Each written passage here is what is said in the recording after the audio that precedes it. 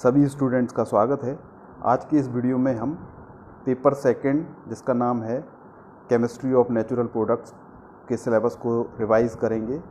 I hope so कि पहला paper का वीडियो आपको सिलेबस रिवीजन करने में हेल्पफुल रहा होगा। तो आज हम पेपर सेकंड जिसका नाम है केमिस्ट्री ऑफ नेचुरल प्रोडक्ट्स इसका रिवीजन करेंगे। तो पहली यूनिट है heterocyclic compounds. Heterocyclic compounds basically ऐसे कंपाउंड्स होते हैं जिनमें रिंग होती है, जिनकी संरचना में रिंग होती है, लेकिन कार्बन के अलावा कोई दूसरा एटम प्रेजेंट होता है। इस कारण से वो कहलाते हैं हेट्रोसाइक्लिक कंपाउंड। यहाँ पर एक शब्द समझना ज़रूरी है, हेट्रो एटम।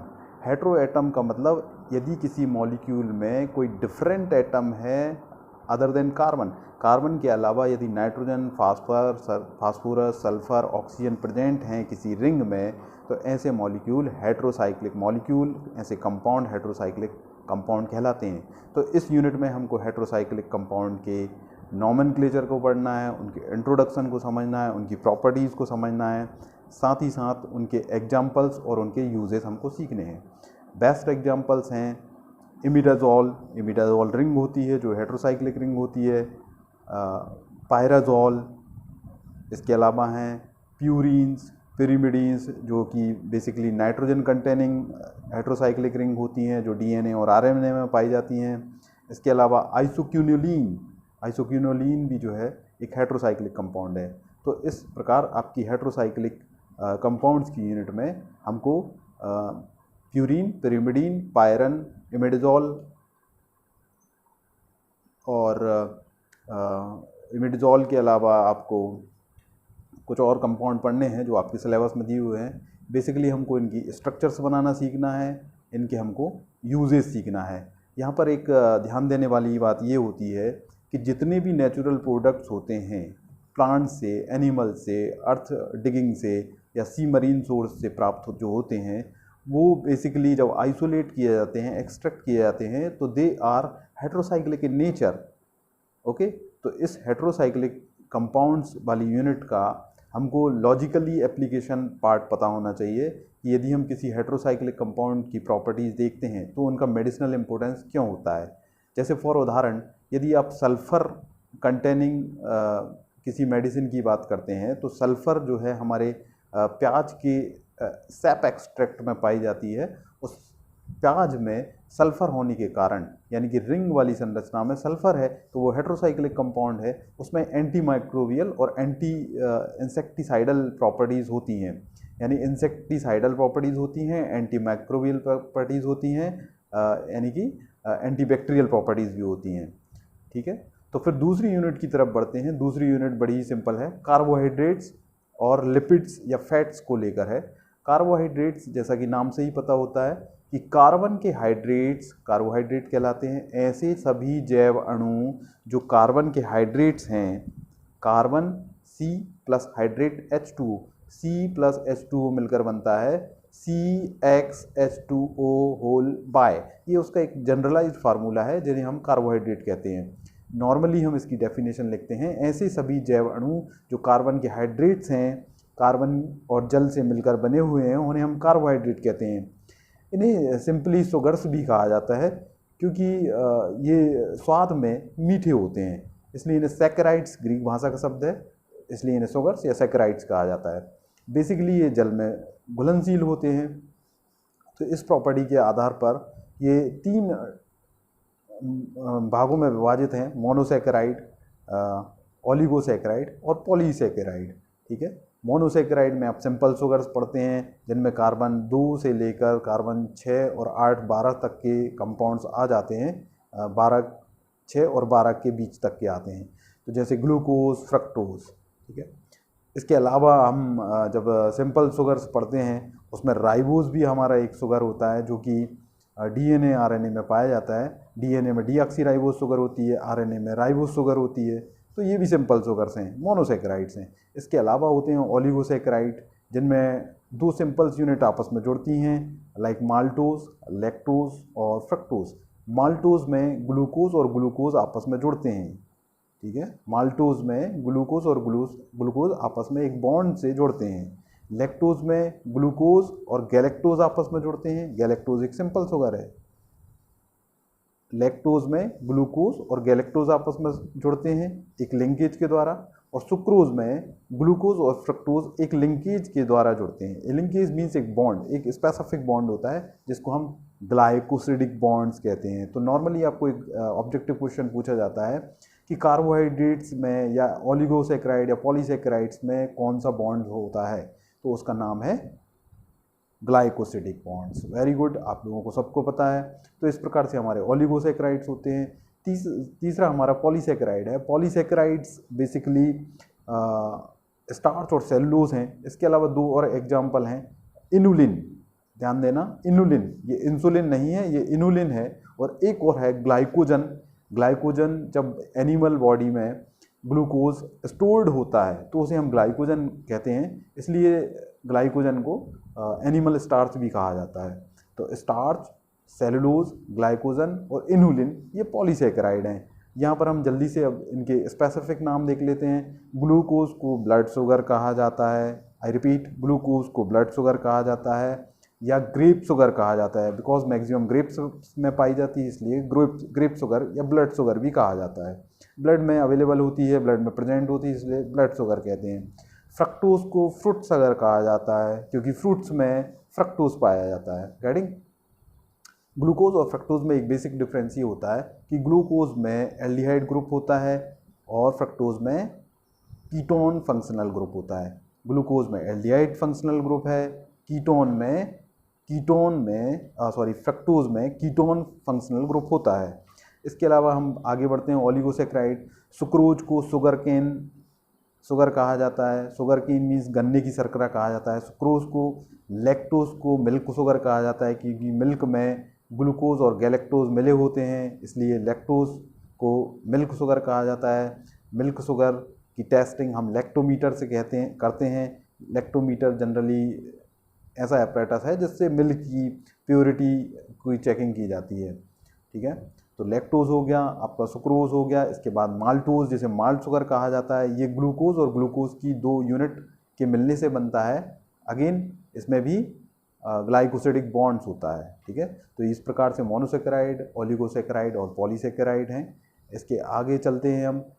कार्बोहाइड्रेट की आपको फिजियोलॉजी पढ़ना है, कार्बोहाइड्रेट के आपको फंक्शन पता होना चाहिए। सेकेंड पार्ट इस यूनिट का जो है वो फैट्स एंड ऑयल्स का है। फैट्स, ऑयल्स एंड वैक्सेस, इनके एप्लीकेशंस, इनकी structures and definitely types of fats और उनके उदाहरण हमारे बॉडी में कहाँ प्रेजेंट है या किस प्रकार से ये कार्य करते हैं। तो बेसिकली फैट्स एंड ऑयल्स में एक डिफरेंस होता है।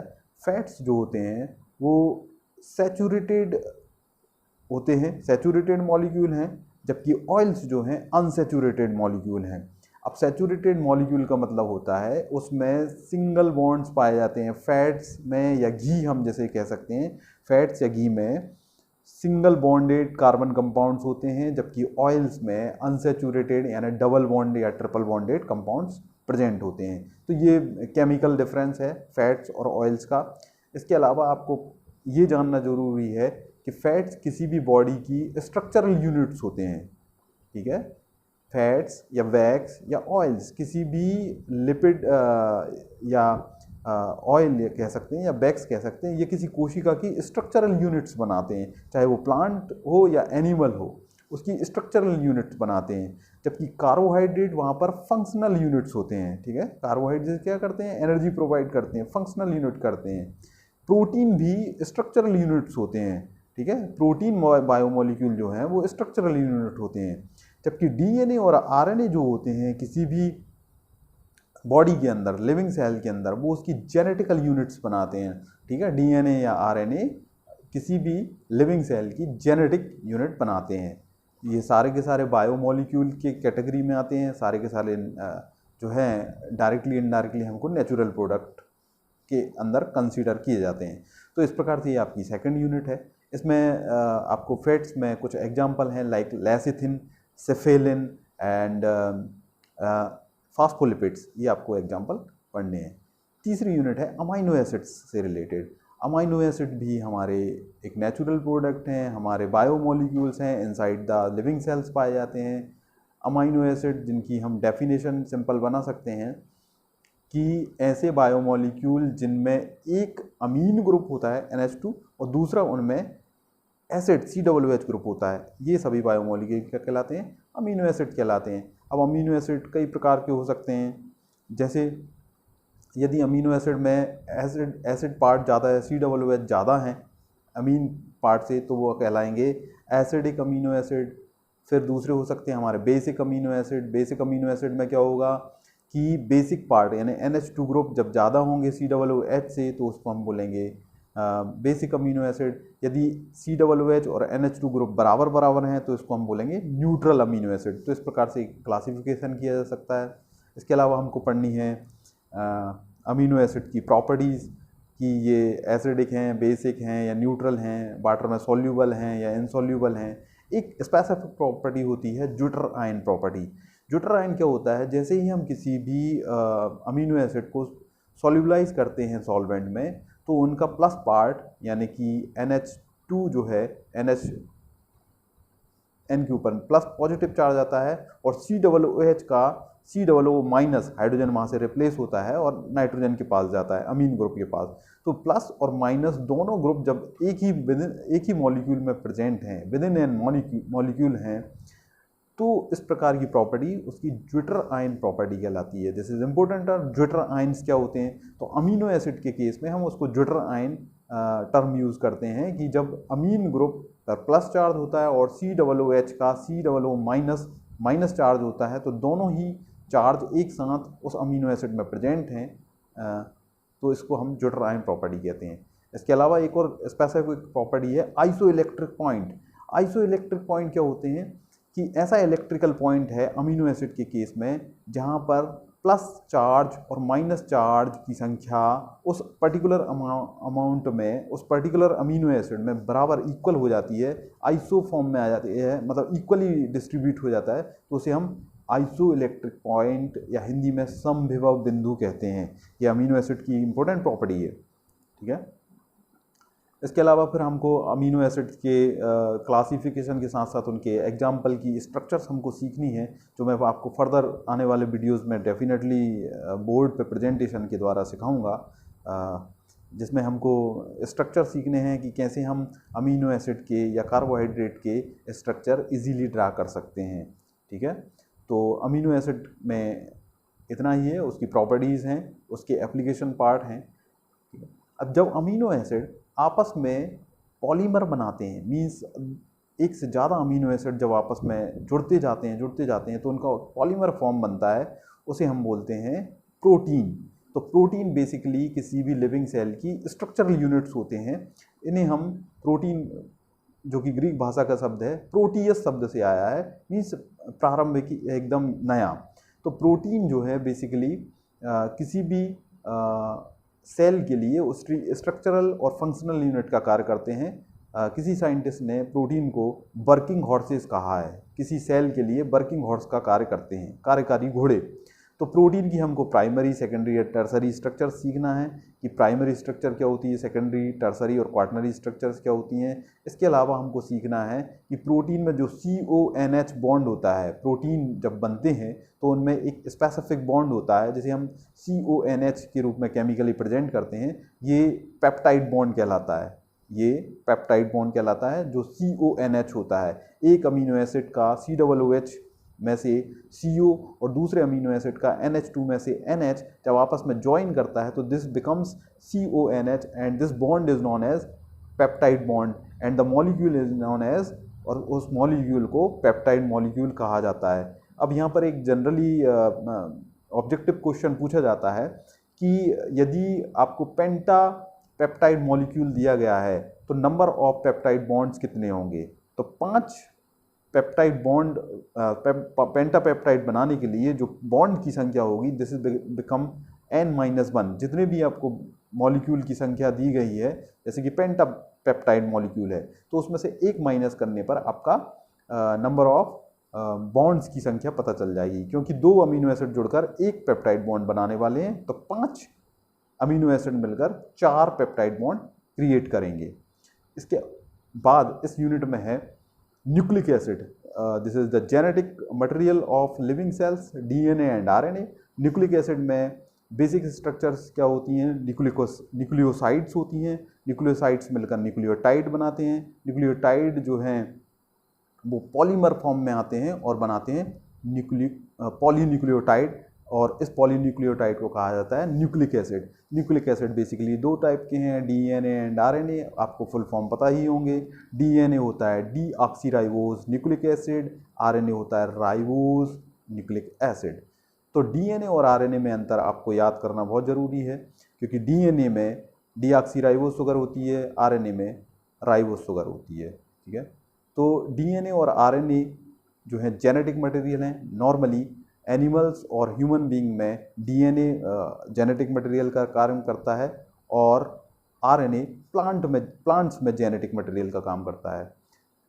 अभी एट प्रेजेंट कोरोना वायरस है, उसमें आरएनए जेनेटिक मटेरियल होता है। इट मीन्स माइक्रोब्स में, जनरली माइक्रोब्स में या माइक्रो ऑर्गेनिज्म में आरएनए जेनेटिक मटेरियल का काम करता है।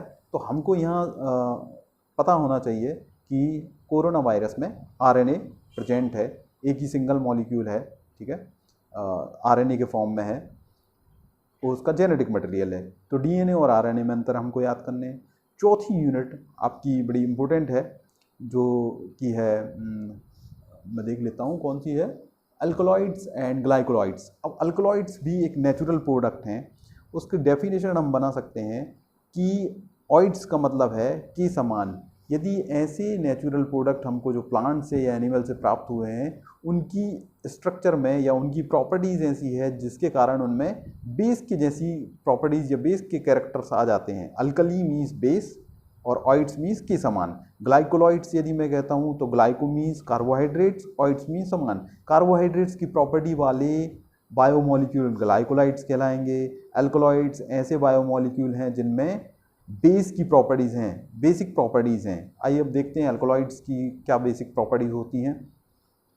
पहली बात तो ये हेट्रोसाइक्लिक कंपाउंड हैं। इट मीन्स उनमें हेट्रो एटम प्रेजेंट होता है, नाइट्रोजन, कम से कम एक नाइट्रोजन एटम उनकी साइक्लिक स्ट्रक्चर में प्रेजेंट होता है। दूसरा, उनमें नाइट्रोजन उपस्थित होने के कारण, लॉन पेयर इलेक्ट्रॉन होने के कारण, नाइट्रोजन में लॉन पेयर इलेक्ट्रॉन होते हैं, तो नाइट्रोजन में लॉन पेयर इलेक्ट्रॉन होने के कारण वो बेसिक नेचर को होता है। तो हेट्रोसाइक्लिक कंपाउंड है, रिंग फॉर्म में होता है, नाइट्रोजन एटम उस रिंग में होता ही है और वो बेसिक नेचर के होते हैं। इसी कारण से उनको हम एल्कलॉइड्स कहते हैं। ग्रीक भाषा का शब्द है एल्कलॉइड्स। इसके स्ट्रक्चर हैं, इसके एग्जाम्पल हैं। हमको इसमें पढ़ना क्या है पहले ये समझते हैं। इसका इंट्रोडक्शन पढ़ना है। इसका आइसोलेशन हम कैसे करेंगे। आइसोलेशन के पहले पता होना चाहिए कि इसका बायोसोर्स क्या है। बायोसोर्स मतलब किस प्लांट से या कहाँ से ये प्राप्त होता है। जैसे कि उदाहरण के लिए राउवोल्फिया सर्पेंटाइना एक प्रकार का आपका ये है हमारा अल्कोलॉइड है। ये राउवोल्फिन जो प्रोडक्ट होता है वो राउवोल्फिया सर्पेंटाइना की हर्ब से प्राप्त होता है। उसी प्रकार से आपका एक और एग्जाम्पल है मॉर्फिन। मॉर्फिन जो है एक प्रकार का ओपियम से प्राप्त होता है ना। तो हमको बायोसोर्स पता होना चाहिए कि किस प्रकार के प्लांट सोर्स से ये हमको एल्कलॉइड मिलने वाले हैं। तो इसके बेस्ट एग्जाम्पल हैं मॉर्फिन और राउवोल्फिन, ठीक है। फिर इसके अलावा हमको आपको बताना है कि ग्लाइकोलॉइड्स क्या होते हैं। ग्लाइकोलॉइड्स मीन्स ऐसे नेचुरल प्रोडक्ट हैं, ऐसे केमिकल्स हैं, बायोकेमिकल हैं, जैव रसायन हैं जो हमें प्लांट से प्राप्त होंगे और जिनकी संरचना में कुछ कार्बोहाइड्रेट की जैसी संरचना होगी, ग्लाइकोलॉइड्स। इसके एग्जाम्पल हैं सेना लीव्स और alloy product. Alloy means aloe vera से जो प्रोडक्ट प्राप्त होता है उसे हम एलॉइन कहते हैं, और सेना लीव्स जो बड़ी ही मेडिसिनल इंपॉर्टेंट होती है, उसकी पत्तियों से जो सेना प्रोडक्ट प्राप्त होता है, उन दोनों में ही कार्बोहाइड्रेट के समान स्ट्रक्चर्स होते हैं, उसे हम ग्लाइकोलॉइड्स कहते हैं। आखिरी में 5वीं यूनिट्स है टार्पीन्स को लेकर। टार्पीन जैसे हम हिंदी में तारपीन कहते हैं, इसका हमको इंट्रोडक्शन पढ़ना है, इसकी हमको केमिस्ट्री पढ़ना है, अगेन इनका आइसोलेशन पढ़ना है। आइसोलेशन के लिए पता हो कि इनका बायोसोर्स यानी कि वो प्लांट कौन सा है जहाँ से हमको ये मिलने वाले हैं, ठीक है। तो टार्पीन या तारपीन जो है वो बेसिकली C5H8 जिसे हम बोलते हैं आइसोप्रीन यूनिट से मिलकर बने होते हैं। केमिस्ट्री की बात कर रहे हैं। C5H8 जो है 2-मेथिल-1,3-ब्यूटाडाइन होता है, जिसे हम आइसोप्रीन कहते हैं। C5H8 क्या होता है? आइसोप्रीन। इस आइसोप्रीन यूनिट के कारण आगे मोनोआइसोप्रीन, मोनोटर्पीन, डाइटर्पीन ऐसे बनते हैं प्रोडक्ट। तो उसको हम क्लासिफिकेशन में भी पढ़ते हैं। तो आइसोप्रीन रूल एक होता है, एक टर्म है आइसोप्रीन रूल। आइसोप्रीन रूल का मतलब ये है कि C5H8 जिसे हमने 2-मेथिल-1,3-ब्यूटाडाइन कहा है, 2-मेथिल-1,3-ब्यूटाडाइन कहा है, उसकी रिपीटिशन होती है। जैसे C5H8 है तो अगला प्रोडक्ट होगा, अगला कंपाउंड होगा C10H16, अगला होगा 15C15 H24, ठीक है, एंड सो ऑन। तो ये है हमारी टार्पीन और इसके एग्जाम्पल बड़े इंपॉर्टेंट हैं। इसमें हमको एग्जाम्पल पढ़नी है कैम्फर, मेंथॉल, कार्बेनॉल और मेंथॉल, सिट्रल, मेंथल, थाइमोल और कैम्फर। ये चारों के चारों ही हमको इसकी स्ट्रक्चर सीखनी है। अगले आने वाले वीडियो में मैं इनकी स्ट्रक्चर बहुत इजीली आपको बनाना सिखा दूंगा। प्लस इनके बायोसोर्स हमको पढ़ना है, इनकी मेडिसिनल एप्लीकेशंस पढ़नी है। 5वीं यूनिट का सेकंड पार्ट है स्टेरॉइड्स क्या होते हैं। स्टेरॉइड्स बेसिकली स्टेरॉल से बने हैं। स्टेरॉल क्या होते हैं? स्टेरॉल मतलब जिनकी केमिकल स्ट्रक्चर में अल्कोहलिक ग्रुप OH ऑल के रूप में प्रेजेंट है, और जो फैटी सेल्स का पार्ट होते हैं, फैट्स का पार्ट होते हैं, उन्हें हम स्टेरॉल कहते हैं। ठीक है। नॉर्मली क्या होता है, जितने भी हमारे हार्मोन होते हैं, जो लिपिड हार्मोन होते हैं, उनमें स्टेरॉइड्स होते ही होते हैं। तो स्टेरॉल की समान संरचना वाले प्रोडक्ट्स, बायो प्रोडक्ट्स या जैव अणु, बायोमोलिक्यूल्स हमारे स्टेरॉइड्स कहलाते हैं। स्टेरॉइड्स क्या हैं? जिनमें स्टेरॉल होते हैं। ठीक है। तो जैसे कोलेस्ट्रॉल मतलब अल्कोहलिक कंटेनिंग कंपाउंड है, कोलेस्ट्रॉल कहलाता है। ये फैट्स बनाते हैं, ये फैटी हार्मोन्स में जो है वो स्टेरॉइड्स पाए जाते हैं। फिर कोलेस्ट्रॉल के अलावा है अर्गेस्टेरॉल, स्टिग्मास्टेरॉल और कार्टिसोन, ये लिपिड हार्मोन्स भी हैं। तो हमको इनकी बेसिकली स्ट्रक्चर के बारे में थोड़ा सा सीखना है और इनके यूजेस पढ़ना है।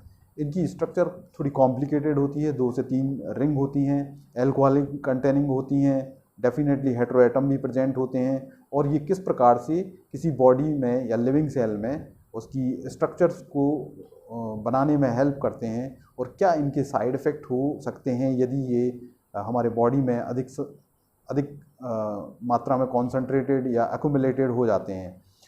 तो इस प्रकार से सेकंड पेपर, जिसका नाम है केमिस्ट्री ऑफ नेचुरल प्रोडक्ट्स, जो नेचर से प्राप्त होते हैं प्रोडक्ट्स, उनकी केमिस्ट्री में पढ़ना है। फिर से मैं रिपीट कर देता हूँ। पहली यूनिट है हेटेरोसाइक्लिक कंपाउंड, दूसरी यूनिट है कार्बोहाइड्रेट्स और लिपिड्स और फैट्स और ऑयल्स को लेकर, तीसरी यूनिट अमीनो एसिड, प्रोटीन और न्यूक्लिक एसिड को लेकर है, चौथी यूनिट है आपकी अल्कलॉइड और ग्लाइकोलॉइड्स से रिलेटेड, और 5वीं यूनिट है स्टेरॉइड्स और स्टेरॉइड्स को रिलेटेड और टार्पीन्स को लेकर।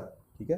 तो आई होप सो कि आप सिलेबस को आगे रखेंगे अपने, तो उसको देखेंगे और क्रॉस चेक करेंगे, तो आपको थोड़ा थोड़ा इंट्रोडक्टरी पार्ट और उसके एग्जाम्पल्स डेफिनेटली आपको थोड़े याद रहेंगे।